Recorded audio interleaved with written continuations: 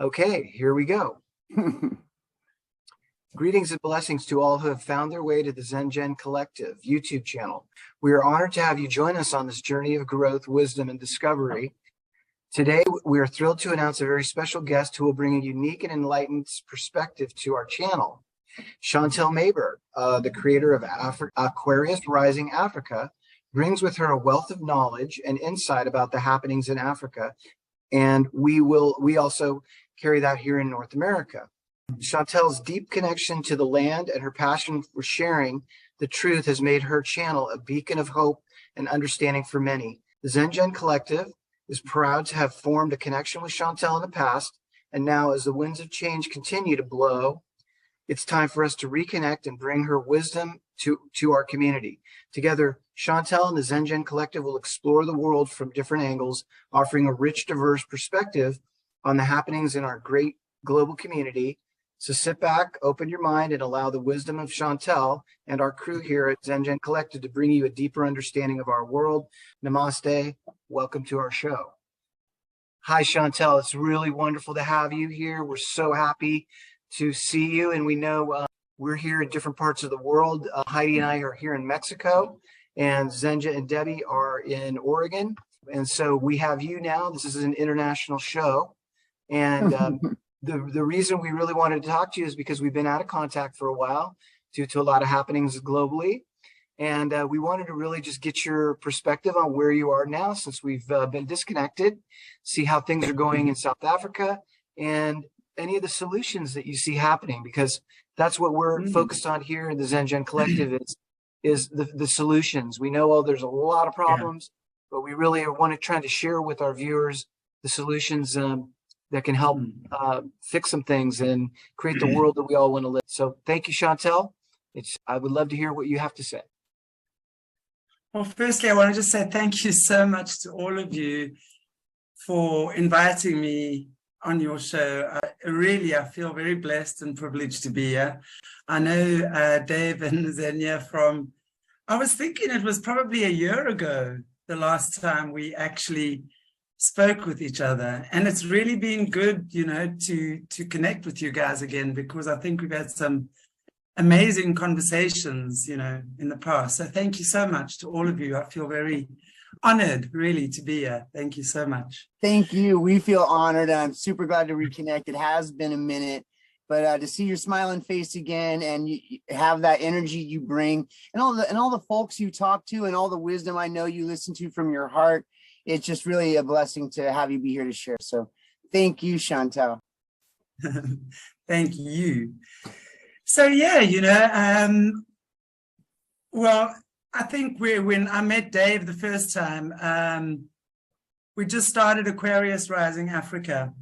And that was something that for me, it was when I first heard Jessie Zabotar's testimony, who was trained to be the Queen Mother of Darkness. And I heard just some of the horrific stuff that is happening. I knew stuff was going on, but to that extent, I had no idea. And, then this farm girl from, as I always say, the ass end of Africa decided absolutely not. I cannot sit back while this is going on and do nothing. And I'd wanted to start a YouTube channel for quite a while before that, but nothing was quite resonating. And then when this came about, then I knew.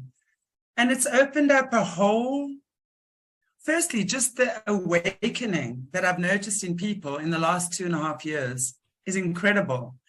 From when we first started, and the shock horror of the masses, of just what was going on, to, okay, now it's going on. Of course, there's confusion, there's chaos. Everyone is who's black, who's white, who's up, who's down. There's so much craziness going on. But I think that's to be expected, And then, of course, in fact, a year ago, it's my birthday in a week's time. And on my birthday last year, we then launched Solutions with Aquarius Rising Africa.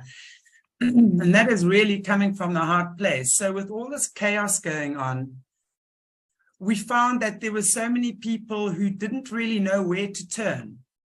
So Solutions, or Solutions, as we call it, is really the healing aspect. So Aquarius rising brings up the underbelly of the world. We expose what's going on. And unfortunately, we cannot get away from the horrors of what's been going on for so long, especially with our kids, and just the deviousness and the manipulative way in which we've been controlled.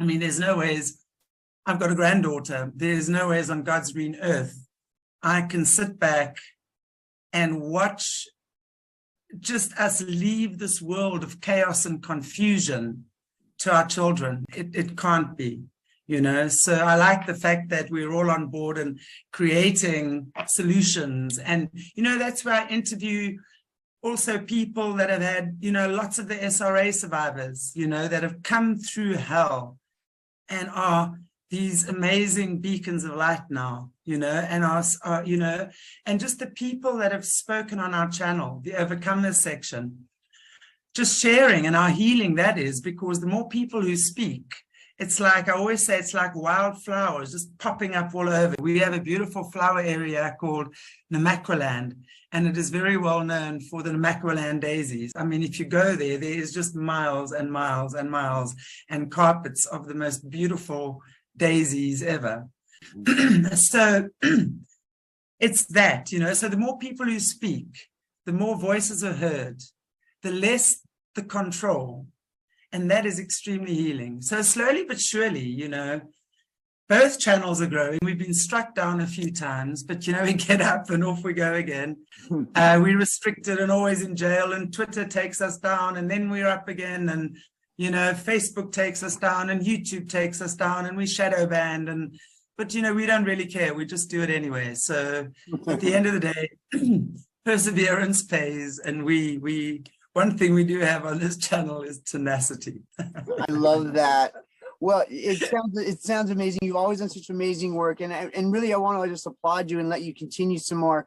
But thank you so much for bringing those people together. You know, the knowledge is power, right? We have to get out and face the darkness to bring our light to it. But it feels so heavy so often with all the things that you were just describing and more. But when we come together, it's like people have a chance to not feel alone, right? To be with their soul family, right? And like those wildflowers, exactly. We're growing a love garden here, right?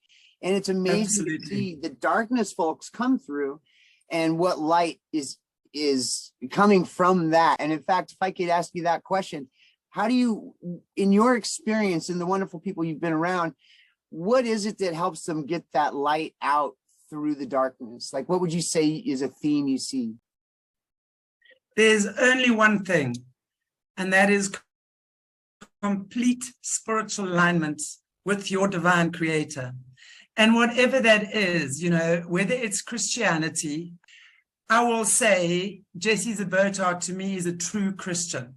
You know, I've had lots of issues with religious people in my life because of what I was born with and the conservative area in which I grew up and the way I was condemned and labeled, you know.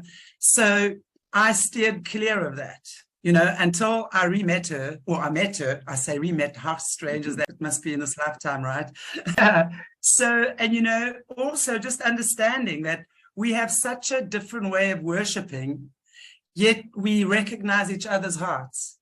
And that is why we are able to work so successfully together. It's like everyone knows Jesse's this beautiful Christian.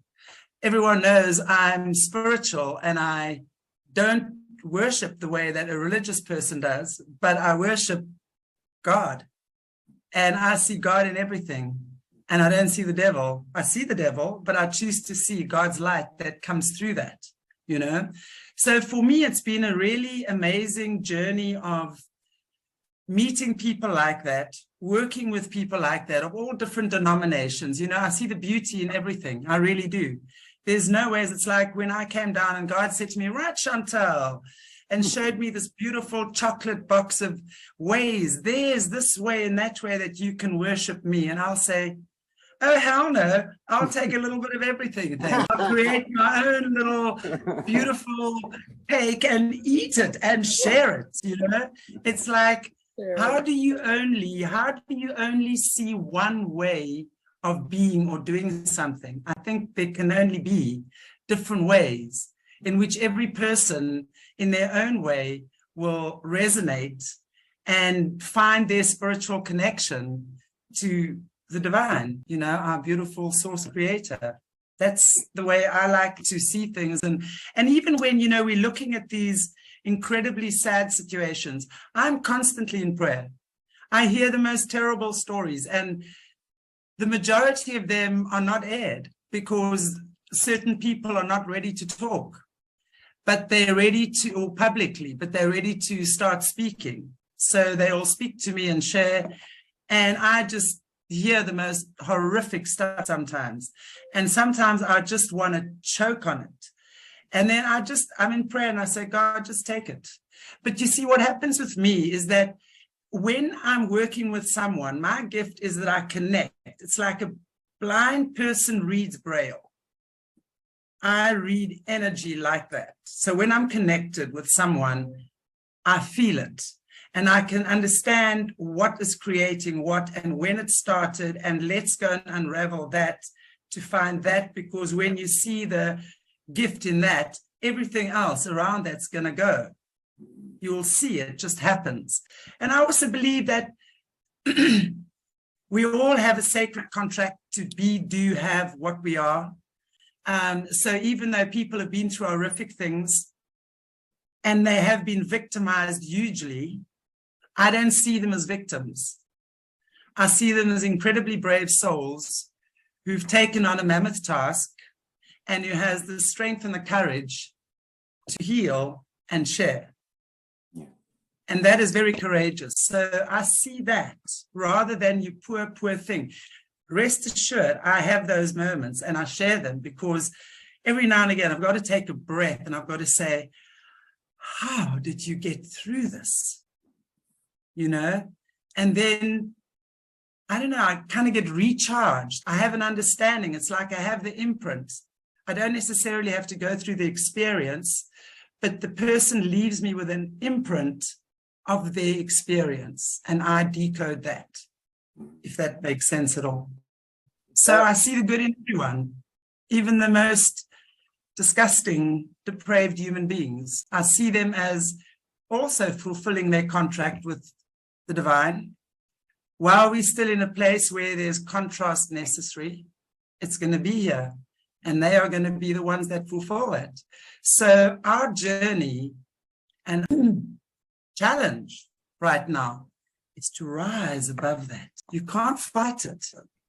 You've got to raise your frequency and you come to that place. Yep. I thank you for the wiggle. I do that too. I'm glad I'm not the only one. I'm always like talking about like that space. Yeah. Baby, it's space. Yeah. Yeah. And when you have that space, you breathe. And that's what yoga gives me, is that space to breathe and have equanimity and being able to perceive the most depraved. And literally sometimes I get dipped. It's like God takes me and dips me into the most toxic concoction of things ever for like 3 seconds. And I literally feel like I'm going to die, but I know I'm not going to die. But I know, but it's like every emotion that is humanly possible in its depraved state, interwoven into one, and I get dipped into that and get taken out, and then I get cleansed of that, and the imprint remains, and I read that. Mm-hmm. Does that make sense? Yeah. And then I can understand why they do what they do, how they do what they do, where they do what they do. And I decode that in the work I do, in the healing work I do. And that releases those energies because I've seen it now. And I know that those souls that have bound themselves to those entities are really crying to be free. And I can see that, and I don't judge it because I know that they're part of God's creation too. They might not think it or feel it or realize it now, but they are.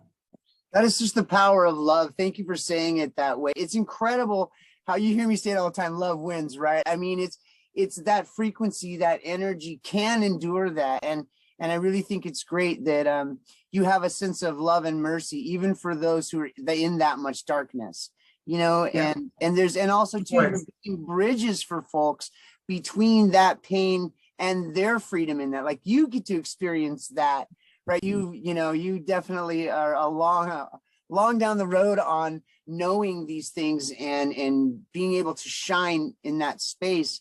And so I know that Dave and Heidi probably have some questions too for you, right? But I always wanted to kind of hear your kind of gems and nuggets, like what are your top 2 or 3 things that you think people can do in terms of solutions, like we like to talk about, to go from that place personally, right? You have that gift and it's wonderful. How do you share that and kind of walk people, you know, across that bridge? Does that make sense? Yeah, absolutely. 100%. Start by forgiving yourself. And you'll realize when I say forgive yourself, that is such a wrong word as well, because there's nothing to forgive. See, I believe that we have come here on this planet Earth to experience the illusion of separation. The illusion of separation between man and God, male and female, yin and yang, love and fear. Love has no boundaries, but I'll use that just for these purposes, you know. So these are the things. So I've understood that in my cells. And that's why I say when people have followed the dark path, we all have. We all have. Yeah, right. It's temptation, right? Mm-hmm. At some point in our incarnations, we all have. So when I've understood that about myself, I've been some of the darkest beings around. And I have found it so hard to forgive myself. And God showed me time and time again, God needed me to be that, because no one else could be that in that moment except me. Yep. And I got that.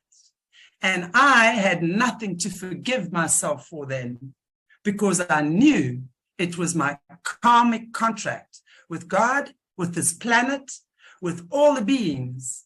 And when I got that energy automatically disperses to everyone that it's affected, and they automatically are released of that karma that I have with them and they have with me in a negative way. It untangles, it unbinds.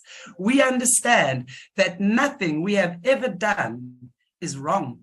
I don't care. You can be right-hand man to Lucifer right now. You are there by God's grace, and you are there with your contract to God. And if we can get that, we will then understand why Lucifer is called the light bearer. Not because we want to go and sacrifice children and do whatever, but because Lucifer will show us all our human weaknesses and all our flaws. And as long as we can get sucked into that still, we've got lessons to learn there. And we're going to attract all that nonsense until we transcend it. And when we transcend it, you understand who Lucifer is. That's all I'm saying. Mm-hmm. No, I love that. And you were mentioning that you don't have to preach it out, but by holding a frequency of forgiveness, holding a frequency of presence. Am I using the right words here?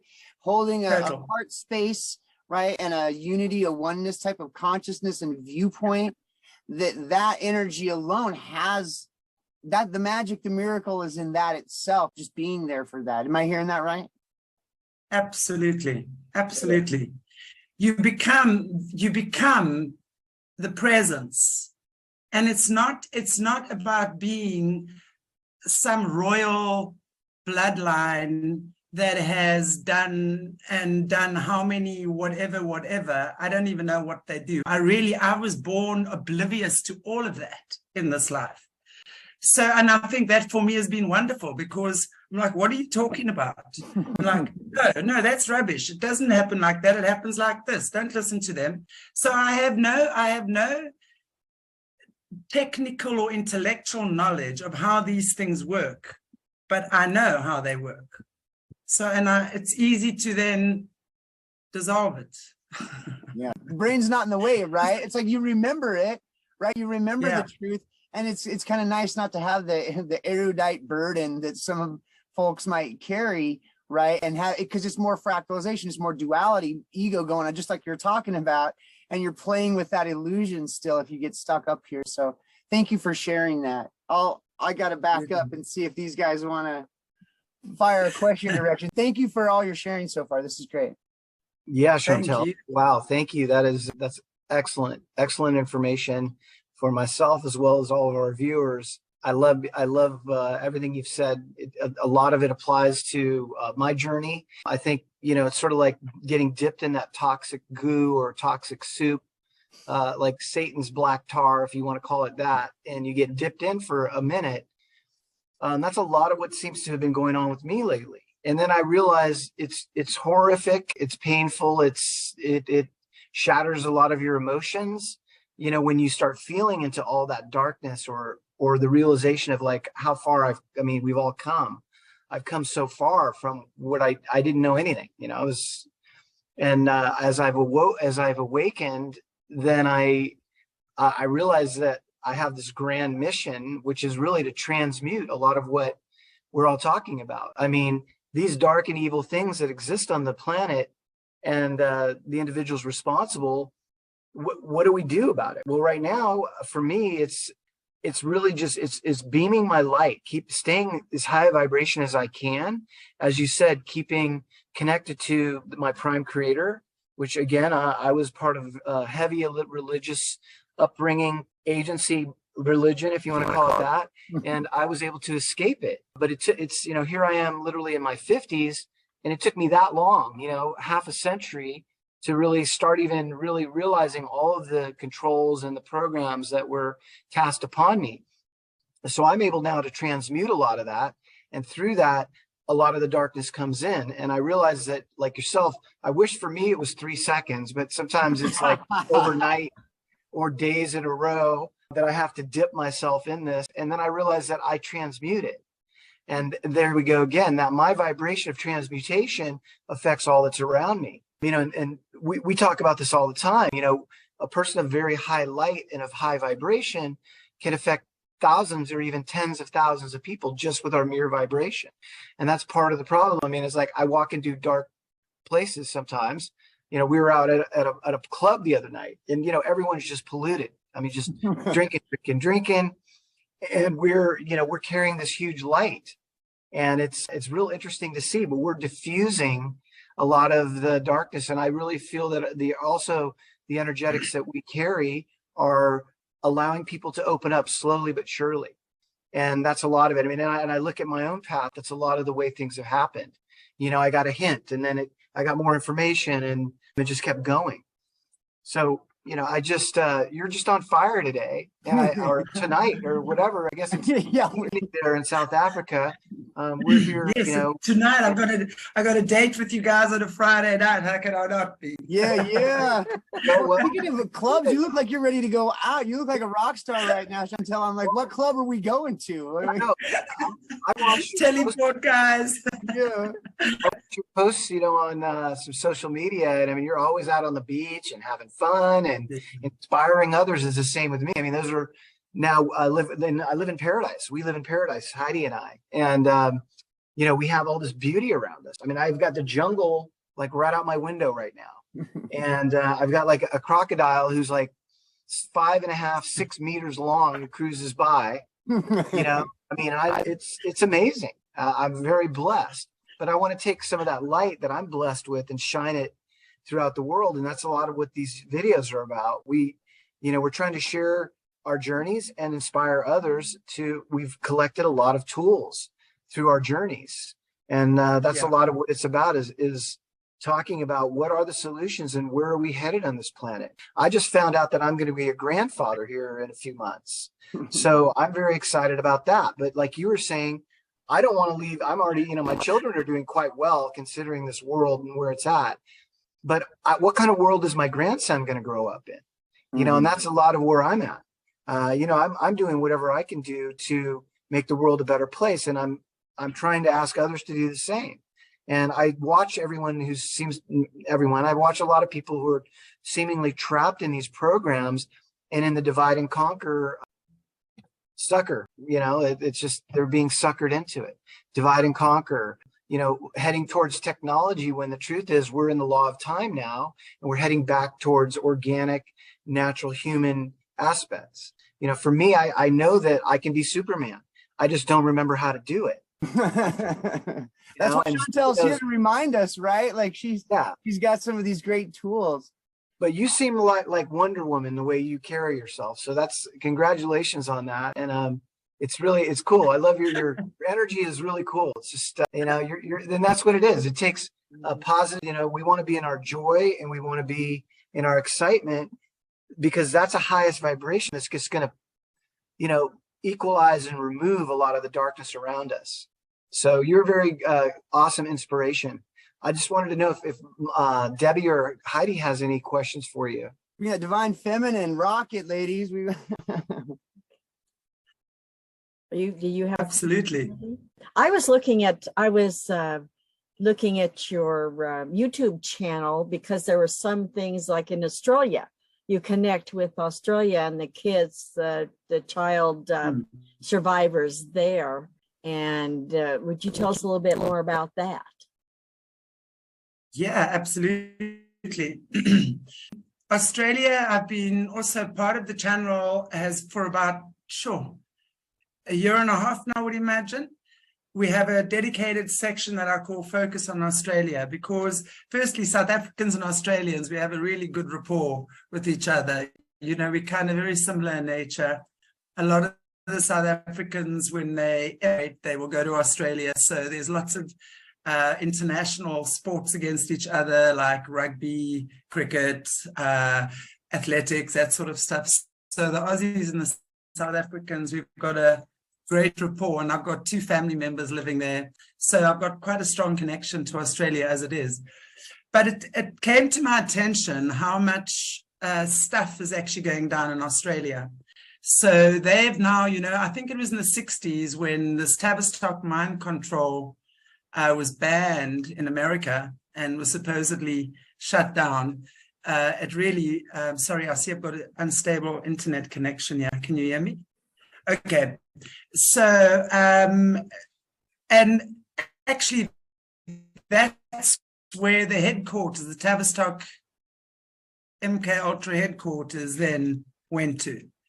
So the amount of trafficking, forced adoptions, and of course, Australia being so vast with the, huge amount of underground tunnels, we've been told. They're, down under, out in the outback where no one really knows what's going on.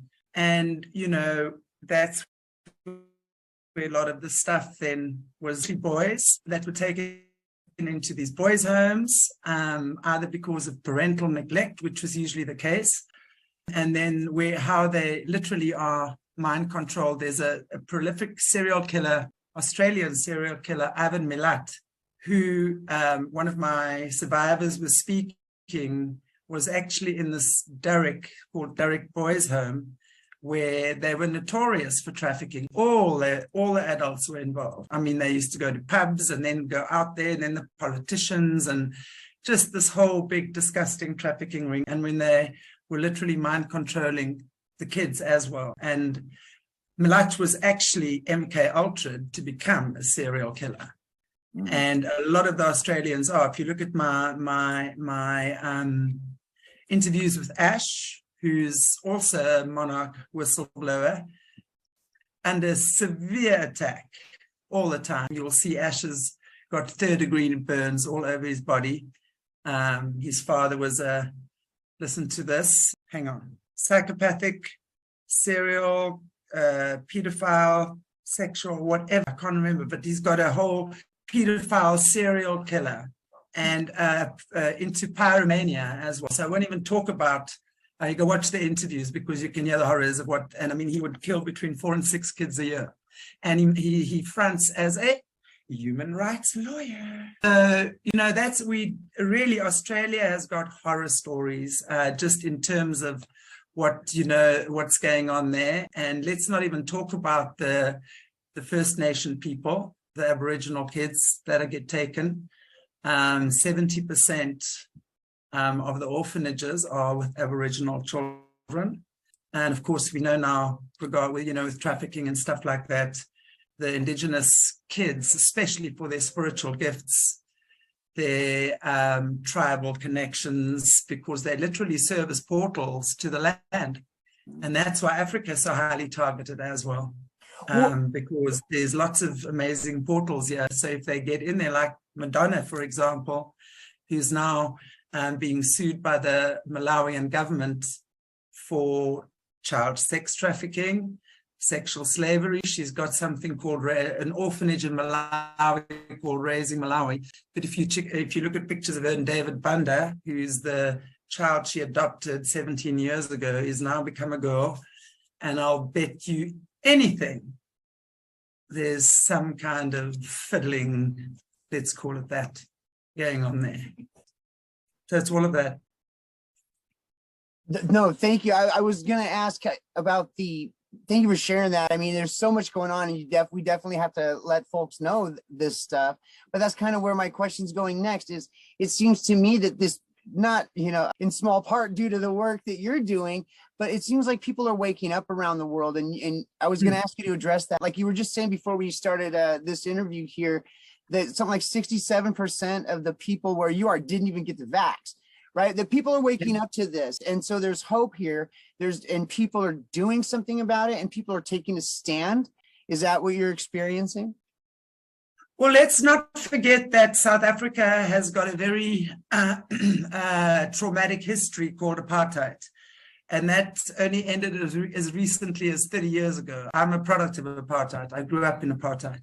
So in the 80s, what happened was they created the AIDS virus. Actually, this was in the 60s already in UCLA. Long story short, the test there, but basically it was meant to take out Africa. So they therefore then were putting the AIDS virus in the smallpox vaccine, which then took out millions of Africans over that 80s period, which was really, really a very hectic time in this country. And of course, then the UK and the US, who were the creators of this virus, then said, okay, well, and they gave, of course, this vaccine for free. But then, of course, oops, now you've got AIDS. Well, let us help you with the cure. And of course, now you've got to pay. And that's how, at the time of my research, 27 African countries had to hand over their resources to the US and the UK, and obviously China, which we all know is very much entrenched in there, because they couldn't afford to pay them back. So that's how they work here. So when it comes to taking any vaccine from the white colonizer, you got to know these guys are like, You're right. We won't be doing that again in a hurry. And also what was happening, you see, the majority of people who apparently were jabbed were white. So now you go back to apartheid times again, where they had to walk around with a pass. We called it the Dom pass. They were not allowed to be in certain areas at certain times and stuff like that. So again, in South Africa, now suddenly we now have vax passports or whatever, and you can enter the shop. And of course, the majority would be light skin, right? And you can be sure no African person was going to tolerate that. So they told our president in no uncertain terms, you do that, you know what will happen. And unfortunately, we live by African tribal law here mostly, because a lot of what goes on is tribal law, behind the scenes and stuff. And even when you're looking at our disgusting constitution right now, it's really governed by tribal law, which is not a bad thing. But it's got to be done in a way that it's fair to all, so there can't just be one favored and not the other. And that's what that really is about. So that's why 69% of South Africans apparently refuse to be zapped. But what happened after that, literally, and no one actually spoke about this, and no one has spoken about that except me, because I connected the dots. And I said, did you notice that within 2 weeks of them ending lockdowns, and they were forced to end our lockdowns, we were the last to have lockdowns, okay, ended, if you look at the whole globe, because there was more than 1 million pages of court cases against the South African government, which they, of course, were stalling and stalling and stalling until they could stall no more. And then, of course, literally one day to the next, everything was gone. All the lockdowns gone, and everyone's celebrating. Within 2 weeks, we started getting the most hectic load shedding.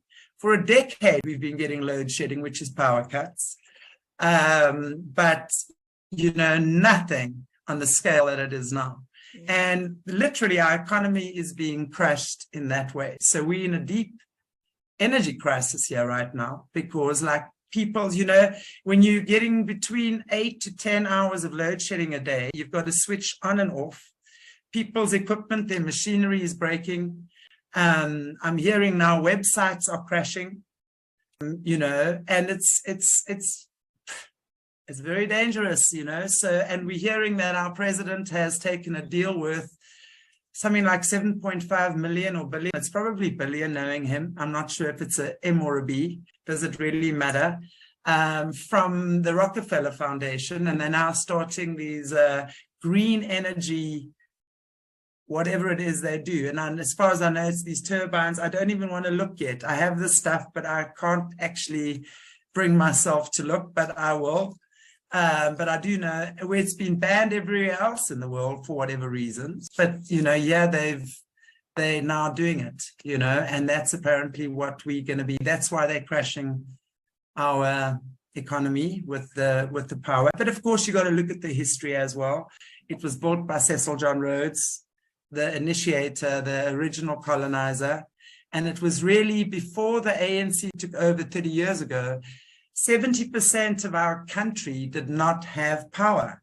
So it was really just built to supply the elite of the country, those who could pay, the white skins, in other words, you know. So there's lots of other stuff going on. And of course, the whole political thing, because some of the townships don't pay and their power's on all the time, but they're doing that for the vote. So it's just a disgusting, you know, it's the create the problem, create the solution, get paid on both ends. Classic, right? I mean, and you're just sussing out, you know, their playbook, and they're not that creative, right? But they're very effective. Yeah. But it sounds to me like people are at least awake to it, and they're taking stands that you know, in whatever way they can. But I'm also hearing that there's not necessarily solidarity by the people on how they want to approach it, or they don't necessarily have a unified pathway on how they want to take things next. What are you seeing there, or what would you recommend? You know, again, when we look at South Africa, we also got to look at the history of, and I know a lot of South Africans will disagree with me, of white privilege. Although there is no white privilege now, if we look at the backbone of this country, it's built on white privilege. So up until pretty much the lockdowns began, the white people in this country never ever had to stand up or riot or fight or for anything. It was handed to us. So it was the easy peasy thing. You know, we're complacent. It was the African people that stand up and they'll riot and they'll tell you, I know in certain terms, we're unhappy. They'll burn buildings. Not that I agree with that, but I'm saying the African people use their voices in that way. White people never have in this country until lockdown came. So definitely there's a sense of complacency, but definitely more and more uprising as well, you know, in terms of, and you know, definitely in terms of solidarity between, and I think if anything that this past 3 years has given us as well, definitely it's a sense of solidarity between the races. You know, we're realizing more and more African people are realizing just how corrupt their government is. And of course, when we look at that, we look at the African culture, which honors the elders. Our constituency is they're all like 70s and 80s. I mean, they're geriatrics. They should be on retirement years, decades ago. You know, there should be youngsters in there. And there are so many amazing progressive youngsters in our country. They've got incredible ideas. They're businessmen and they're for the people, you know, and they're not excluding the white aspect. You can never exclude the whites out of this economy. You can never, and whether you like it or not, you've got to integrate that. We've got to work together. And so there's lots of brilliant black youngsters that integrate with the white youngsters, and they are really truly looking at building a future economy for us. But the thing is, we really have to get the devils out. And Africa is seeped in witchcraft. It is seeped in blood. And we have to clear that energy first. We've got to uplift all this horrible stuff that's been going on for so long, and the hidden stuff, and we've got to heal from it, you know, and not hide. We can't just replace one narrative of oppression with another. It doesn't work, because it's not the white people that are being oppressed, it's the African people. They're poorer than they've ever been because of the corruption that goes on. But it's an amazing time, you know. I see so much opportunity, and I see so much people doing so many amazing things that there's no ways they're going to knock us down. They won't. Good. There's just no ways. It's a tough time. We're safe. You know, there's lots of amazing human beings on this continent, not just in South Africa, but the entire Africa, and who are speaking up and are using their voices and are starting to say no, you know. So it's, in that way, it definitely is, but it's always a painful birthing process. Birthing something is always painful. Yeah. You know? Let's hear it for the youth, man. Everyone's going through that spiritual puberty right now, that I like to say. And like Dave was talking about, the transmuting it. And these kids, man, they're doing that work.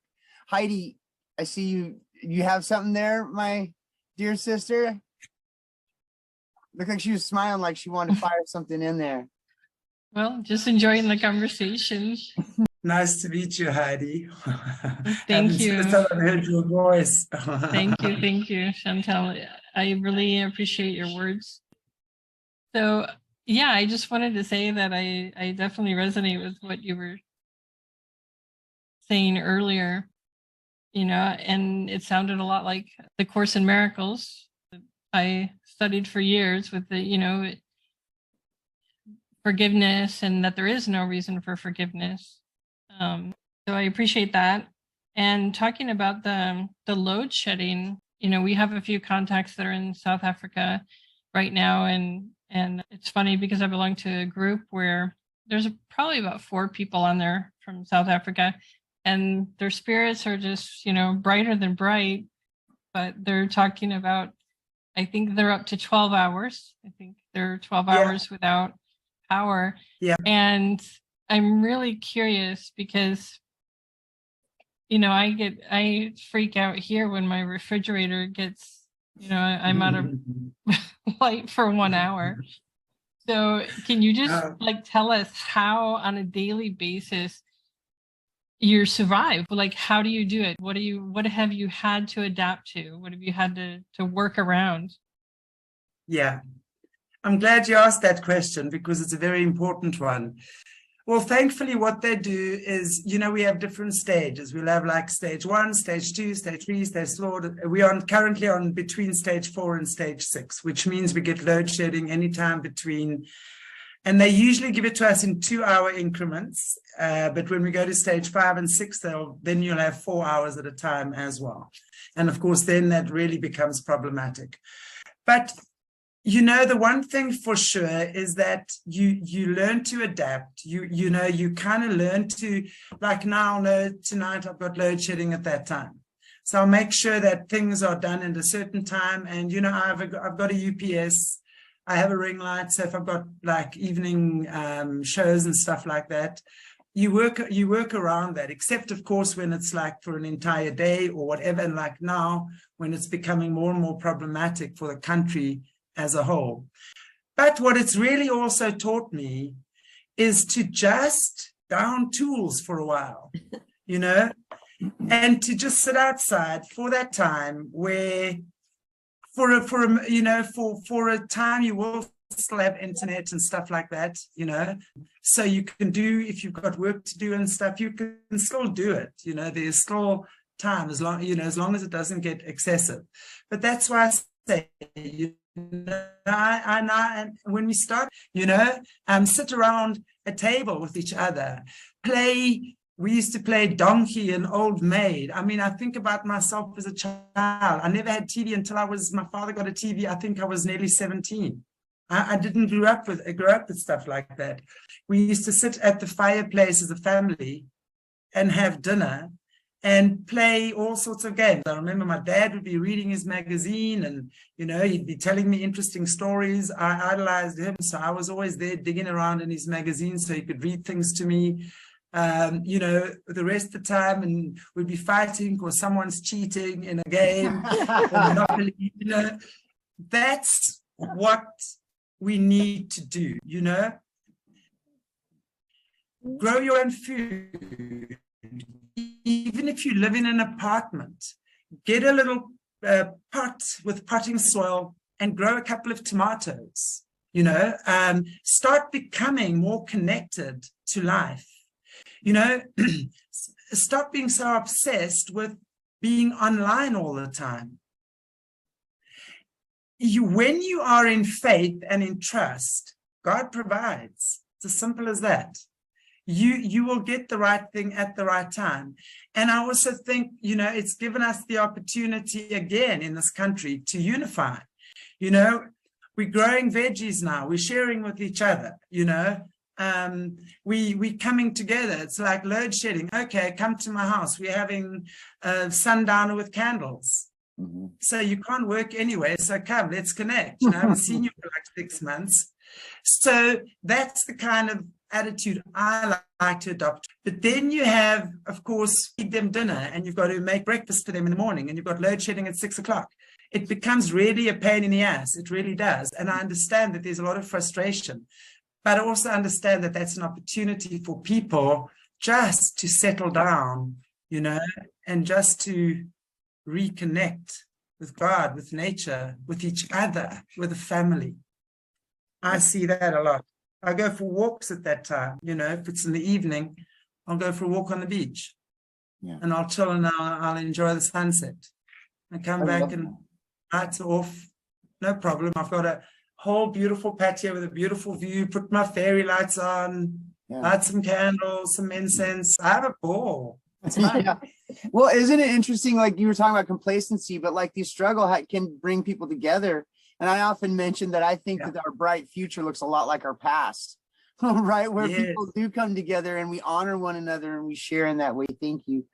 Heidi, did you have more there? I just was smiling off of Chantelle there. Okay. Thank you for that. I appreciate that. And I figured as much, it's sort of like camping. I would also like to ask you, some of the comments from the members of our group that are from South Africa have said, it's sort of like, this is like, you have to like destroy to rebuild, right? You have to like totally destroy something to rebuild it, or not totally destroy it, but you have to destroy it to rebuild.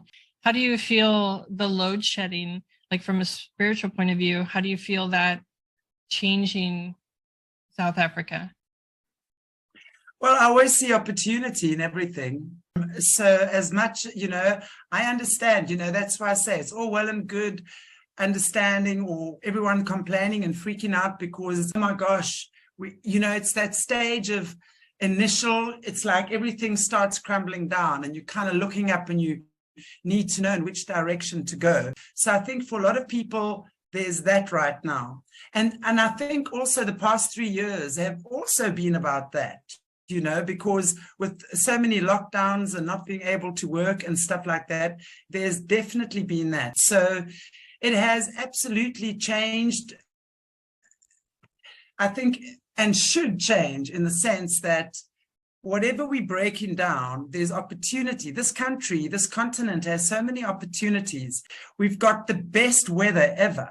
So even though right now, maybe there is this nepotism and the concoction and the corruption within the government, I know all solar plants and stuff, you know, they've been shut down. Any opportunity to do that, the government just shuts it down, stuff like that. But the time for that will change too. The more the people wake up and the more we start saying no, and the more we start becoming self-sufficient and self-reliant and digging into our creative energies and our creative spirit and remembering what we're capable of, you know, then we don't rely on others to make our lives good. We've relied on the government for way too long. We've got to realize by now, these governments are not on our side, you know. We've relied on them and turned a blind eye to their atrocities because, oh, it's just easier not to create havoc, you know. I'm one person against them. Everyone thinks that. But if one day we all woke up and said, hey, let's just not do it anymore. Yeah. All the neighbors just said, let's just not do this anymore. I don't know one person who trusts a parliament member or a government official. Yeah. Yet we trust blindly when they pass laws. Like, how is that even conceivable in our minds? So, you know, we've got to really get out of that. We've got to wake up. I had a very, very interesting conversation today with a Kenyan man, and I'm so, so happy to meet them because they are also now starting to speak about that side of things, which is incredible. And he said to me, and he's an ex-pastor doing deliverance, you know, and stuff like that. And he said to me, one of the reasons, and because my question was, you know, African people just have got to, you know, the first people have got to stand up and they've got to say no. And why have they lost their spiritual roots recently? And he put it very beautifully for me. He said, part of the spell casting with colonization is that the African people forget who they are. Oh. Because they are of the most, I just got goosebumps, because they are of the most powerful. They talk about the black gene, which is from Africa. And of course, that's the thing that they want the most. We all come from the black gene, actually, all of us. If you look at history, the Khoisan or the Bushmen have got the oldest DNA on the planet.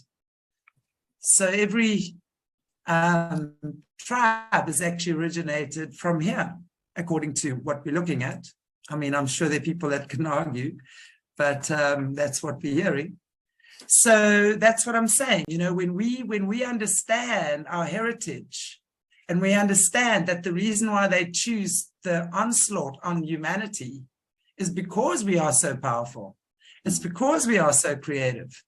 It's because we are so amazing. They've told us that we're nothing. They've tried to tell us we're cattle, and cattle are amazing. They've tried to make us into believing we are these stupid humanoids that can't think for ourselves. Mm-hmm. And they do so all the time through this bombardment of TV and media and fashion and music and movies and dramas all the time, a drama somewhere, and all the time on someone's TV.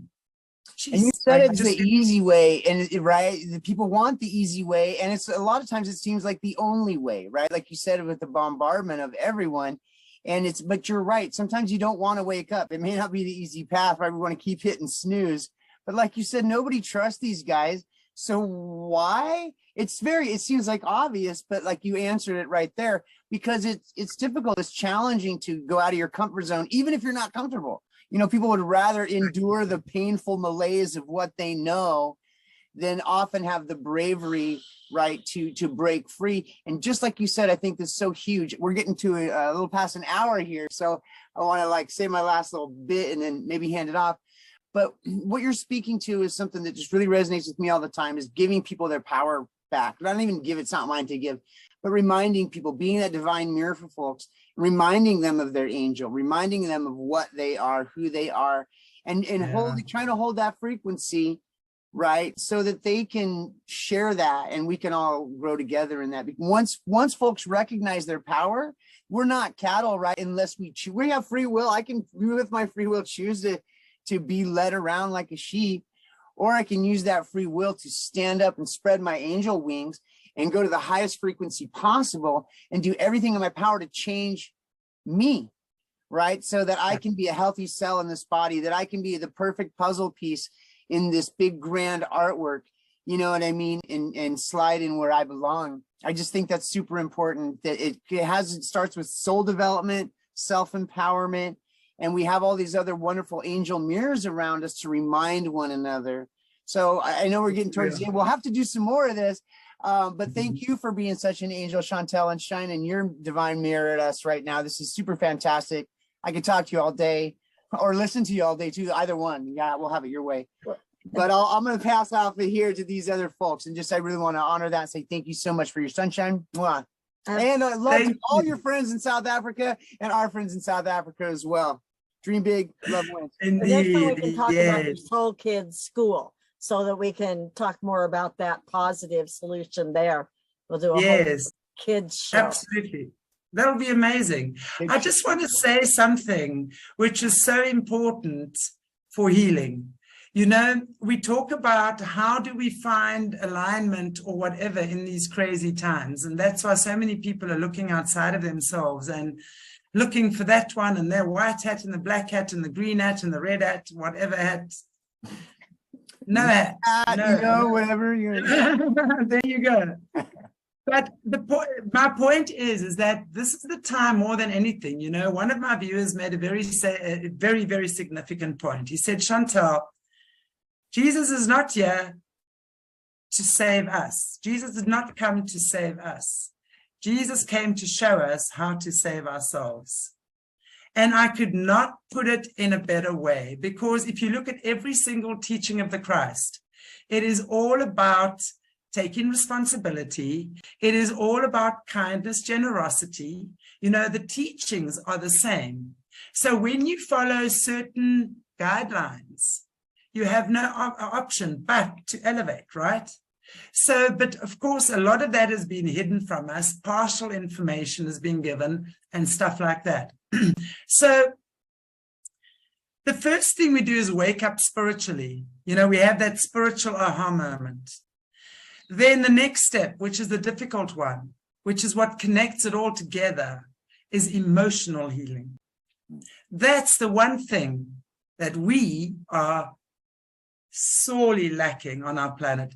If we just go back to Atlantis, right, whether you believe in it or not, let's say the legend of Atlantis then, right, where floods took everything out. Why? Because they were working with crystals.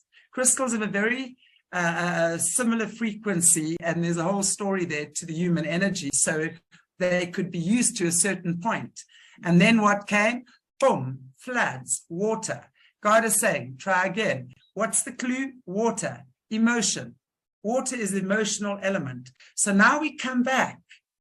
And the one thing that we have to really, it's that feminine, and it's not women and men, please.